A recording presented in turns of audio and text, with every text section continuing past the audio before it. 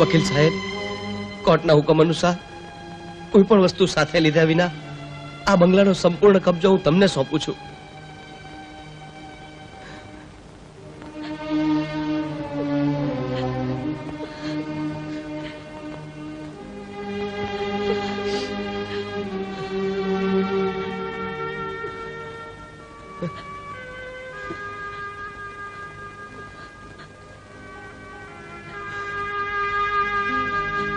નાના શેઠ, હું તો નાનો માણસ છું. તમારી મિલને દરવાજે ઊભો રહેનાર, દાળ રોટલી જમનાર. ભાઈ, અટાણે તો મારી પાસે દેવા જેવું કાંઈ નથી. આજે હું લેવા નહીં, તેવા આવ્યો છું. આમ તમે ઘરબાર વગર ક્યાં જશો? જ્યાં ભાગ્ય લઈ જાય ત્યાં ભાઈ. નાના શેઠ, મારી પાસે રહેવાની નાની એવી જગ્યા છે. જો તમે આવીને રહેશો તો મારા માથેથી ઋણ ઓછું થશે. ચાલો, હું તમારા પગે પડું છું. ના ભાઈ, ચાલ માં. ચાલો.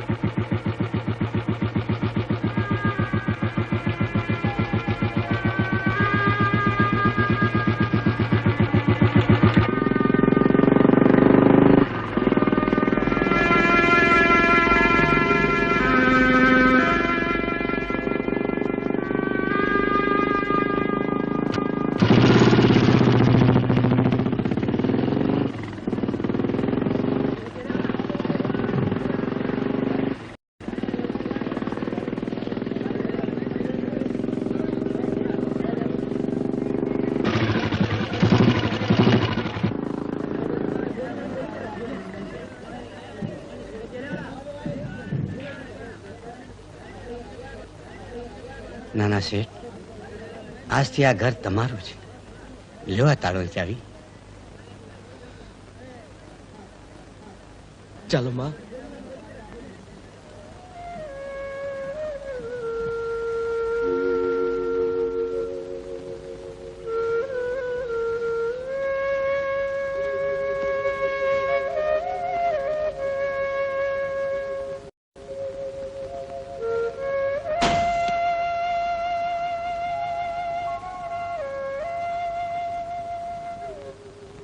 દીકરા, માં,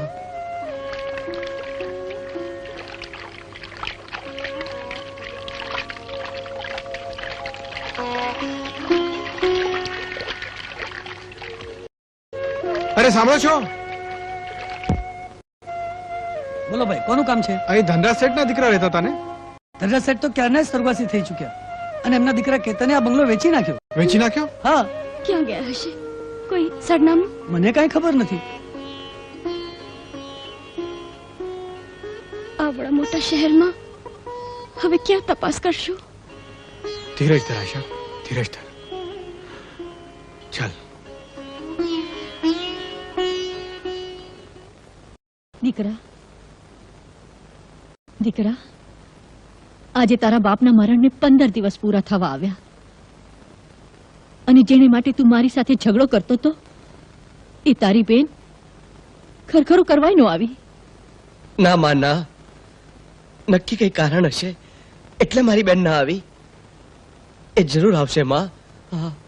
હવે શું આવવાનું? બાપે સારો ઘર અને વર જોઈ પરણાવી, ₹50,000 નો કરિયાવર કર્યો. હવે એને શું નાવાની જોવાનું? નહીં માં, નહીં. તું જે માનતી હોય તે, પણ આશાનું હૃદય એટલું કઠોર નથી. અરે, તારા બાપે જન્મભર એનું મોં ન જોયું એટલે એને આ રીતે બદલો વાળ્યો. બદલો તો વાળે છે ભાગ્ય વિધાતા આપણી ઉપર માં. એમાં કોઈને દોષ દેવા જેવો નથી. જો દોષ હોય તો આપણા કર્મનો કે આપણા નસીબનો.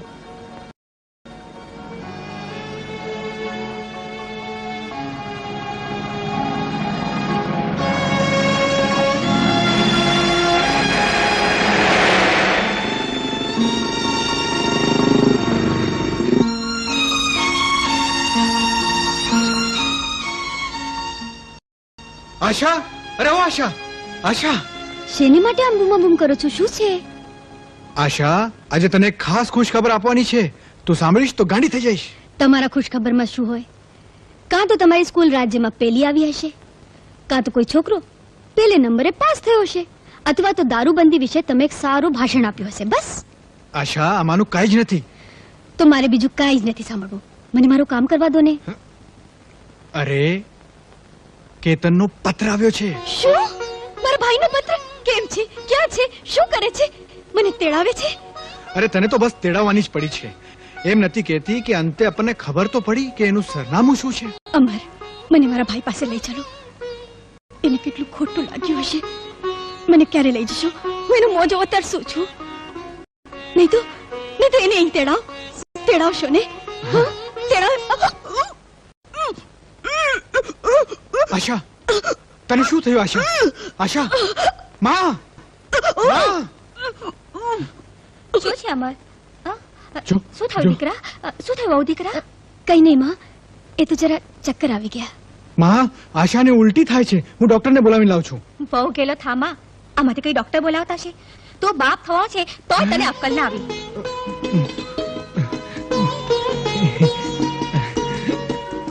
જો અમર, બહુને મહિના જાય છે.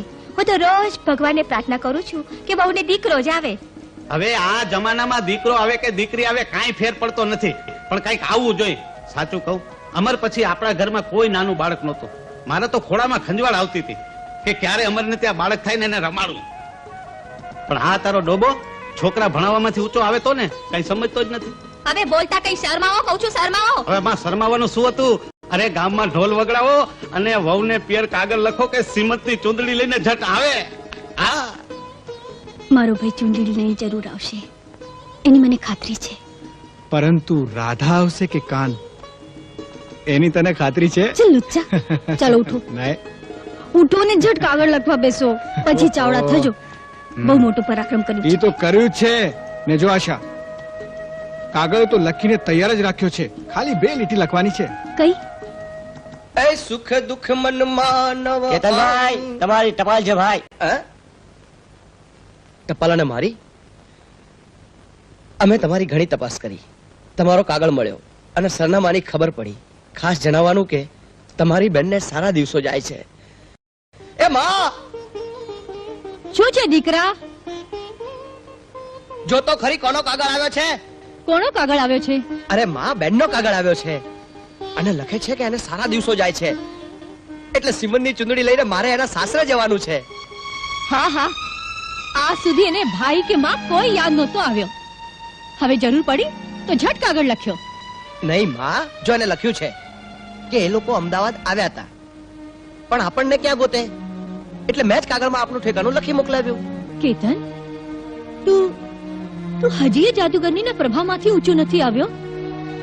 દીકરા, એક દિવસ તારે પછતાવવું પડશે. નહીં માં, નહીં. દીકરી તો પારકી થાપણ કહેવાય. એ બચાવીને દઈએ તોય ના લે. એ ક્યારે ફરિયાદ કરવાની હતી? એના કાળા પગલા આ ઘરમાં થશે એની તો મને ખાતરી જ છે. પણ દીકરા, જ્યાં 2 ટંક ખાવાના વાંધા પડે છે એવામાં તો એને માટે ચૂંદડી ક્યાંથી ખરીદીશ?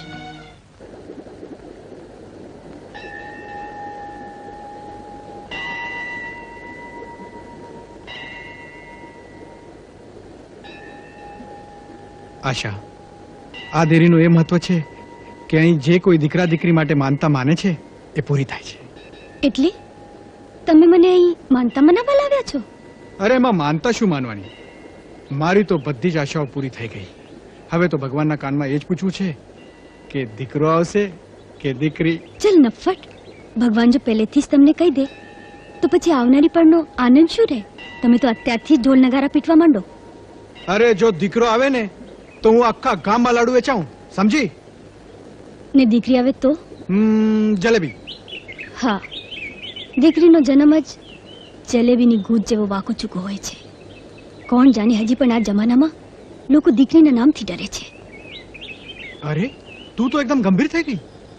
હા, કારણ કે મેં એક દીકરી તરીકે જન્મ લીધો છે. જો દીકરા તરીકે જન્મ લીધો હોત તો મારા માળી જયા જેવા હેત મને મળત.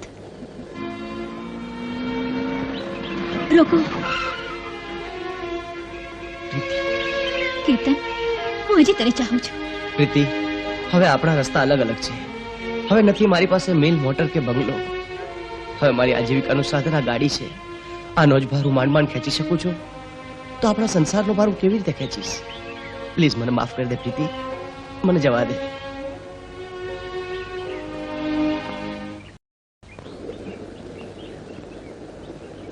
આશા, હમ તળાવના પાણીમાં ઉડતા તરંગોની જેમ એક એક દિવસ વીતે છે ને વિચારોના તરંગો ઉઠે છે. શેના વિચારો? એ જ કે તું પિયર જઈશ તો હું શું કરીશ? હું જ્યારે નહોતી ત્યારે શું કરતા હતા? અરે ત્યારની તો વાત જ જુદી હતી. પહેલા તો હું કુંવારો હતો, પણ હવે તો તારી હારે રોજ રાતોની હૂંફની આદત પડી ગઈ છે. કોઈ પણ આદત બહુ સારી નહીં હો. આશા, તારા વિના હવે મને જરાય નહીં ગમે. જો મારા જ કારણે આ જુદાઈ થવાની હોય તો હવે પછી કોઈ દિવસ આવી ભૂલ નહીં કરતા હો. આશા,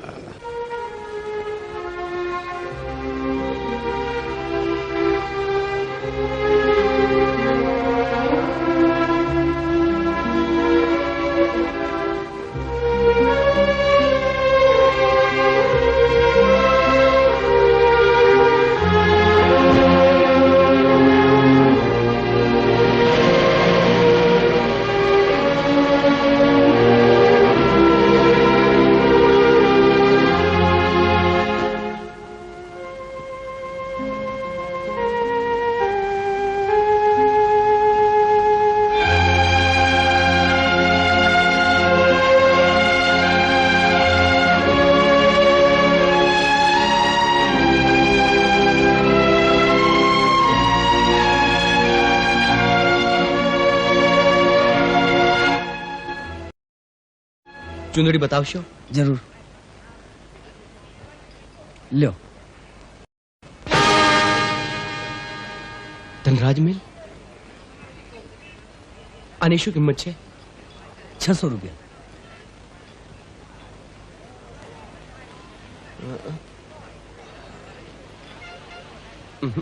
હું કાલે આવીને આ ચુંદડી લઈ જઈશ. કોઈને આપતા નહીં. ભલે. Thank you. 2 મિનિટ તમે થોભો જરા ભાઈ. હા બોલ ભાઈ, તારી ગાડી ક્યાં છે? મારી ગાડી આ રહી શેઠ. હા, ગાડી કઈ ભાગેલી તો નથી ને ભાઈ? ગાડી તો નથી ભાગી શેઠ, હમ. પણ વખતનો મારે હું ભાગી ગયો છું. તને કેટલા પૈસા જોઈએ છે? મને ફક્ત 300 રૂપિયા. 300 રૂપિયા? હા શેઠ. 300 રૂપિયા? પણ તું ગાડી ગીરવે મૂકીને છોડાવી કેવી રીતે જશે? અરે મહેનત મજૂરી કરીશ, 7 દિવસ કામ કરીશ. હા, મારે તો મારી વાલસોઈ બેન્ડના કોડ પૂરા કરવાના છે. હા. ભાઈ આલે પેન અહીં સહી કર, હું તને પૈસા આલું. હા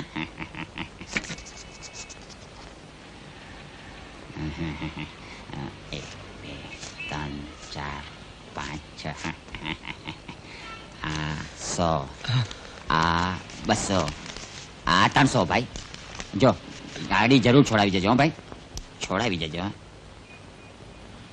હા શેઠ, હું જરૂર છોડાવી દઈશ. ચાલો ત્યારે રામ રામ. હા રામ. બહુ બેટા સાચવી સંભાળીને જજો. અને કેતનભાઈ, આશાનું ધ્યાન રાખજો અને અવારનવાર તબિયતના ખબર લખતા રહેજો, એટલે અમને ચિંતા ન થાય. આપ ફિકર ચિંતા કરશો નહીં વડીલ. વળતી ટપાલે જ પહોંચીને જવાબ લખીશ. બેટા અમર, વહુને સ્ટેશન પર જઈને મૂક્યા. જી. અખંડ સૌભાગ્યવતી બેટા.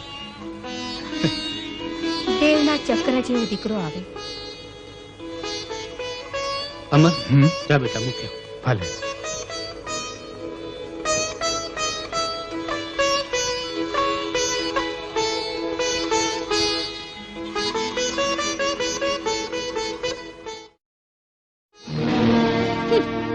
બસ બસ, હવે રહેવા દે આ તારું નાટક. બાપ જેવો બાપ મરી ગયો તોય તને આવવાનું ના સૂચ્યું? માં, જેવા બાપુના સમાચાર મળ્યા તેવા જ અમે બંગલા પર આવ્યા, પણ આપણો મેળાપ જ ન થયો. સાચું કહું છું માં, મારા બાપુ મર્યા નથી, એ જીવે છે. એ રોજ મારા સપનામાં આવે છે માં. હા હા, કેમ ના દેખાય? તું તો એમની બહુ લાડકી દીકરી હતી ને, એટલે તો રોજ તને સપના દેખાય છે. માં, હજુ બેના ઘરમાં પગલા નથી માંડ્યા ત્યાં જ તારો કંકાસ શરૂ થઈ ગયો. દીકરા, એક તો માંડ માંડ ઘરનું ગાડું ચાલે છે, એમાં મેં એને નોતરું દઈને નહોતી બોલાવી. માં, ઘરે આવેલા દુશ્મનની જોડે પણ આવો વ્યવહાર કોઈ ના કરે. માં, હું તમારા ઉપર બોજ નહીં બનું માં. બેન, તું માના બોલવા સમજ જોઈશ નહીં. એનો તો સ્વભાવ જ પહેલેથી આવો છે. કેતન, શેઠ ધનરાજના કુટુંબીજનો અહીં રહ્યા છે? હા, હું એમનો દીકરો કેતન. આવો આવો. ના ના કેતનભાઈ, મારે ઉતાવળ છે. હું તમારા પિતાજીનો પર્સનલ વીમા એજન્ટ છું. તમારા પિતાજીનો 1 લાખનો વીમો હતો. અકસ્માત પછી તમને ગોતતા સમય લાગ્યો. રસીદ પર સહી કરો અને વીમાનો ચેક લો. લ્યો કેતનભાઈ, all the best. Thank you very much સાહેબ. માં, જોઈ લીધો ને મારી બેનના પગલાનો પ્રતાપ.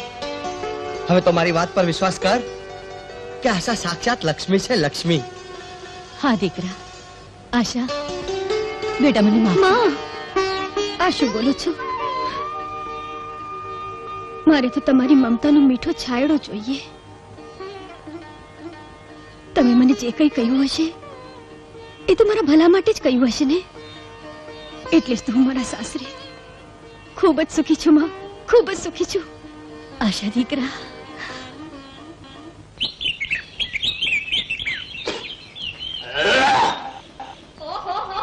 આ દાંતરનો ડોળો ત્યાંનો મોંમાં નાખીને ડકડકિયા કરો છો? ત્યાં મોંમાંથી ડોળો કાઢો અને ઝટ શિરામણ કરવા બેહો. હું એમ કહું છું, અમર ક્યાં છે? આ 2 મહિના થયા પિયરમાંથી વહુનો કાગળ નથી. મને ચિંતા થાય છે. એને કહે કે હાનની ગાડી પકડીને જાય. બાપુજી, હા, તમે આમ ઓચિંતા મને કહો તો સ્કૂલમાંથી રજા ક્યાંથી મળે? અરે છોકરા માટે થઈ નોકરીએ છોડવી પડે. એવડો મોટો થયો તોય સમજતો નથી. તારા બાપુ કહે છે ને એ બરાબર છે. ભલે માં.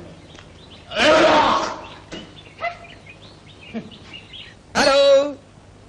હા, કોણ? વિવાકર શેઠ? હા હા.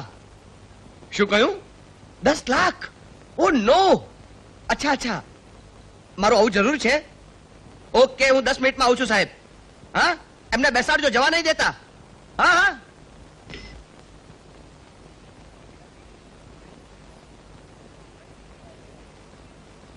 ડોક્ટર સાહેબ, કેમ છે મારી બેનને?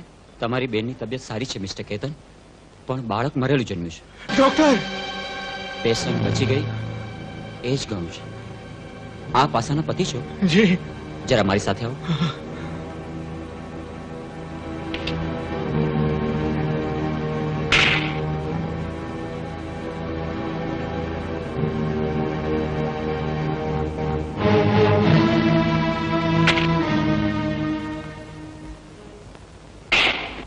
બેસો. હા મિસ્ટર અમર, મારે તમને એક ખાસ વાત કહેવાની છે. ખાસ તમને જ, કારણ કે તમે આશાના પતિ છો. આજે તો આશા બચી ગઈ, પરંતુ હવે પછી જો એને બાળક થશે તો આશાનું મૃત્યુ નક્કી જ છે. અમરકુમાર, ડોક્ટરે તમને અંદર બોલાવીને શું કહ્યું હતું? કઈ નહીં, ડોક્ટર કહેતા હતા કે આશાની તબિયતની સંભાળ રાખજો. તો એક કામ કરો, આશાને હમણાં થોડાક મહિના અહીં જ રહેવા દો તો વધુ સારું. હા અમર બેટા, કારણ કે ગામડામાં દવાખાનાની કોણ જાણે સારી સગવડ હોય કે ના હોય. ભલે, મને કઈ વાંધો નથી. ના માં, મને એમની સાથે જ જવા દો. હવે મને અહીં ગોઠતું નથી. મારા ભાગ્ય જ ફૂટેલા છે, તો પછી રોકાઈને શું કરીશ? દીકરી, અમે તો બહુ હરખથી તારું જીયાણું તૈયાર કરેલું. ચાંદીનો ઘૂઘરો, શીશમનું ગોળિયું અને ના દીકરી, જ્યારે તારા સાસુ સસરા આ વાત જાણશે ત્યારે એમને કેટલો આઘાત લાગશે. માં, હવે હું તેઓને શું જવાબ આપીશ? બાપુએ તો હરખથી હાલર લગાવવાના સપના સેવ્યા હતા. અમરના બાપુ ડાયા ખાટલે બેસી ડાયા, ખાટલાના પાયા ઢીલા, અમરના બાપુ ટાળ્યા. એ રેવા દે, આજુબાજુ વાળા સુઈ જશે.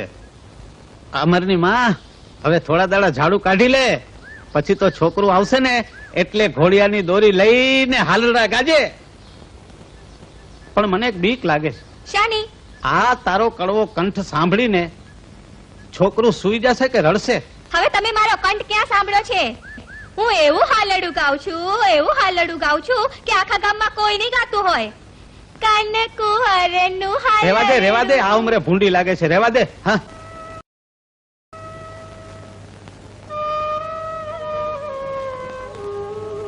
અરે વહુ તો આવી ગયા.